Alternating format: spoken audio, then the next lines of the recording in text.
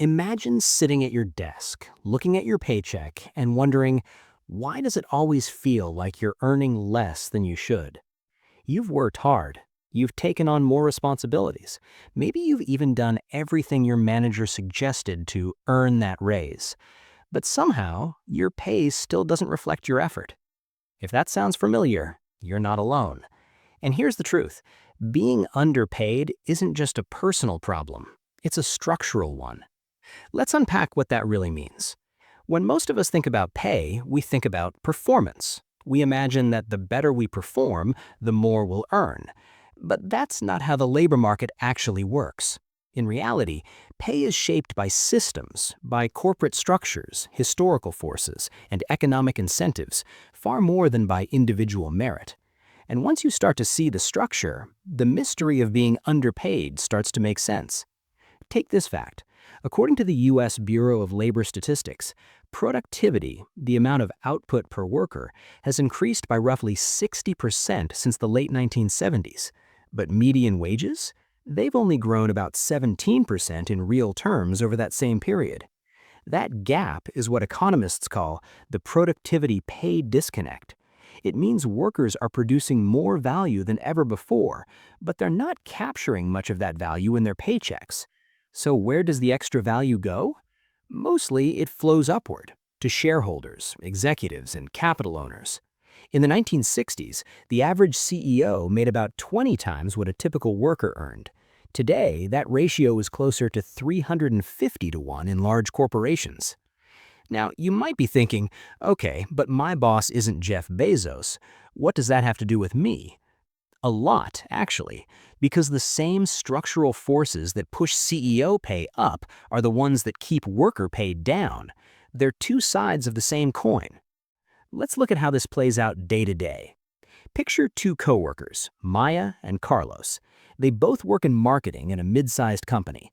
Maya's been there for 3 years and recently got a promotion in title, but not much of a raise. Carlos joined 6 months ago and negotiated hard. He makes 12% more than Maya, even though their roles are almost identical. Is Maya being underpaid because she's not confident enough? Not necessarily. She's caught in a system that rewards negotiation more than loyalty, and that system is built on decades of corporate cost-cutting logic. In the 1980s, companies began adopting what's known as shareholder value theory, the idea that a company's main purpose is to maximize returns for shareholders. Before that shift, businesses saw themselves as having obligations to workers, customers, and communities. After that shift, everything changed. Wages became a cost to minimize, not a resource to invest in. Layoffs became a strategy to boost stock prices, and pay raises became tied to market benchmarks rather than internal fairness. So when you feel underpaid, you're not imagining it. You're living inside a model that treats labor as an expense, not a partnership. Let's look at another structural driver: information asymmetry. Imagine trying to buy a used car without knowing what it's worth. You'd be at the mercy of the seller's number. That's exactly how pay often works.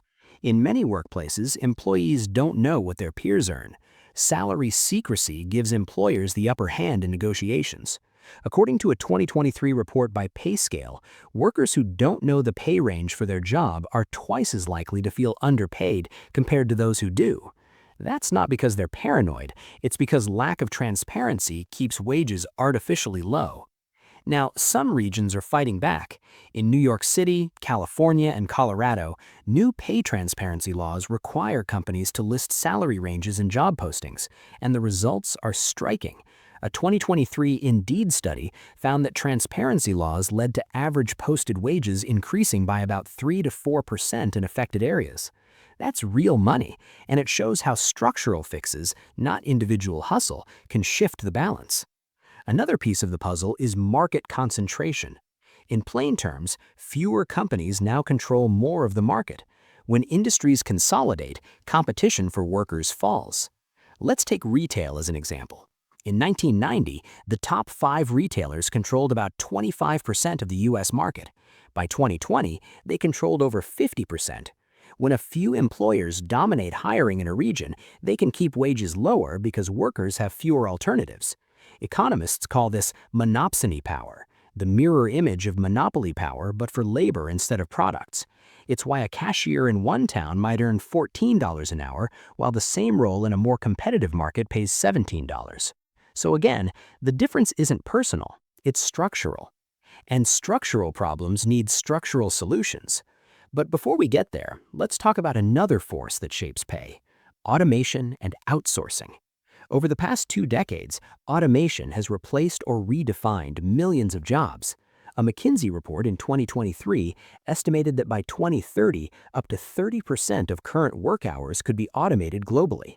That doesn't mean everyone loses their job. It does mean the bargaining power of many workers declines. When a company can replace part of your role with software or a contractor abroad, your leverage weakens. Not because you're less skilled, but because the system now values flexibility over stability. This is also why the gig economy exploded. Platforms like Uber, DoorDash, and Fiverr frame flexibility as empowerment, but structurally they shift risk from companies to workers. No benefits, no steady pay, no protection. In 2022, the median hourly earnings for gig workers in the U.S. were around $11.99 after expenses, according to Pew Research. That's below the federal minimum wage in real terms for many states. So when someone says work harder or build your brand, it misses the point. The playing field itself is tilted. Let's turn briefly to gender and racial pay gaps, because these aren't just moral issues, they're structural economic realities.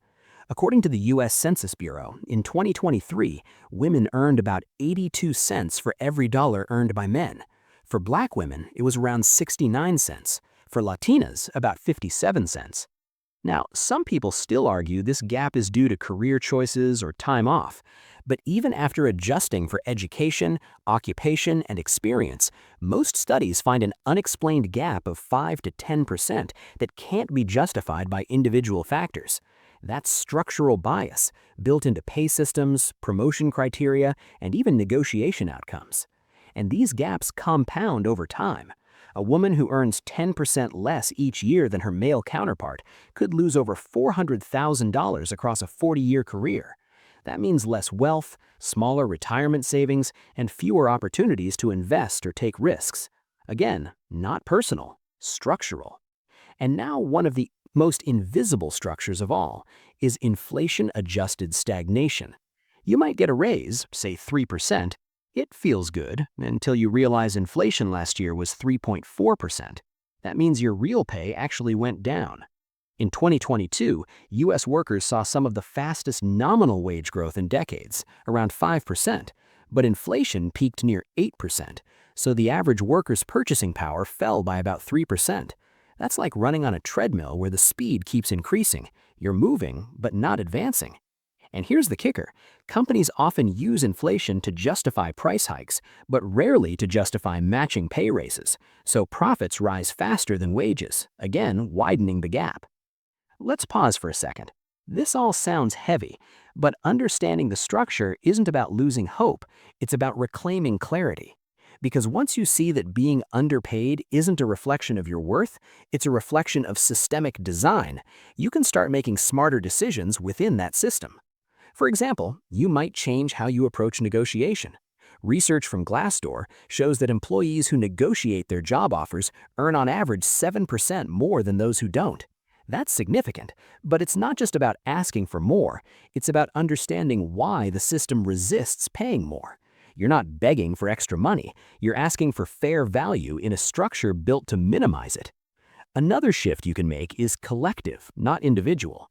Unionization rates in the U.S. are at historic lows, around 10%. But wherever unions are strong, wage inequality shrinks. In 2021, the median union worker made about $1,169 per week, compared to $975 for non-union workers. That's a roughly 20% pay premium, plus better benefits and job security. Unions work because they rebalance power. They make wage setting less arbitrary and more transparent. That's structure meeting structure.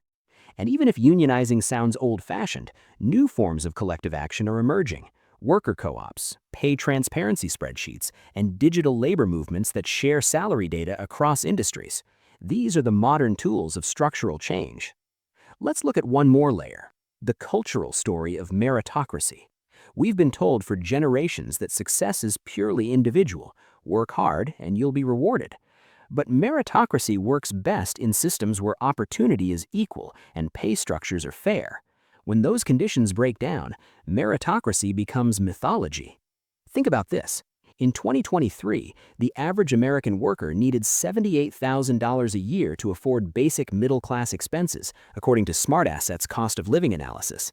Yet the median full-time wage was around $59,000. That means half the workforce earns less than what's needed for basic financial stability.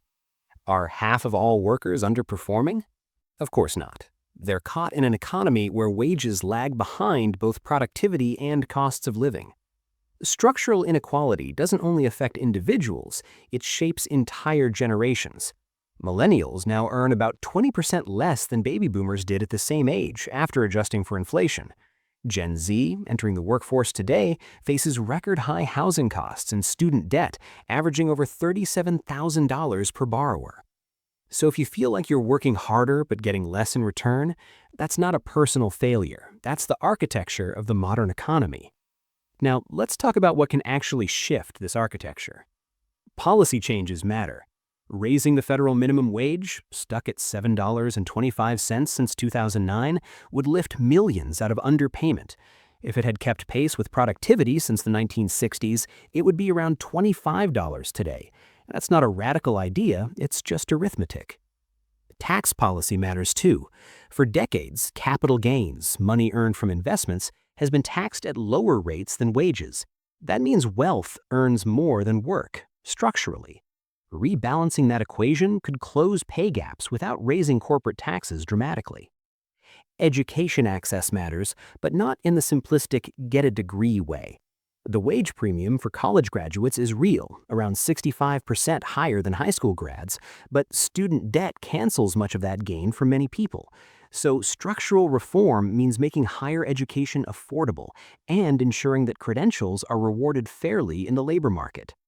And finally, cultural awareness matters. Conversations about money are often taboo, especially pay, but when people start sharing salary data, structures begin to crack. Transparency is the sunlight that reveals inequity. That's why you see more viral spreadsheet projects, anonymous lists where professionals disclose their salaries by industry, experience, and city. They're messy, imperfect, but revolutionary because they break the silence that keeps underpayment alive. There's also a deeper mindset shift here. For decades, we've been told to invest in ourselves, take more courses, build more skills, hustle harder. But that advice only goes so far in a system that undervalues labor by design. You can be the best version of yourself and still be underpaid simply because the structure caps your value. So the next time you feel guilty or ashamed for not earning enough, remember, guilt individualizes what's actually institutional. It's like blaming yourself for getting wet in the rain instead of noticing the storm. You can carry an umbrella, yes, but you can also ask why the weather keeps getting worse. And here's the hopeful part. Structures can change. They always have. A century ago, child labor was normal. A 10-hour workday was standard. Women couldn't open bank accounts without permission in many countries. Every improvement, minimum wage laws, workplace safety, equal pay acts, came because people saw that unfairness wasn't personal. They saw the structure, and they changed it. So yes, you can negotiate better, you can learn new skills, you can switch jobs or industries, but don't stop there. Talk about pay, support transparency, vote for policies that strengthen worker power, and remember that fair compensation isn't a favor, it's a structural right. The economy we live in was built by decisions, legal, political, and corporate, that shaped how value flows. And what's built can be rebuilt. Being underpaid isn't a sign that you're not enough. It's a sign that the structure isn't fair enough. And fairness isn't something you wait for. It's something you demand collectively. So keep learning, keep questioning, and keep seeing the system for what it is. Because once you see it, you can change it. And if you want more deep dives like this, exploring how money, work, and power actually fit together, make sure to subscribe to Taz's Money, because understanding the structure is the first step to rewriting it.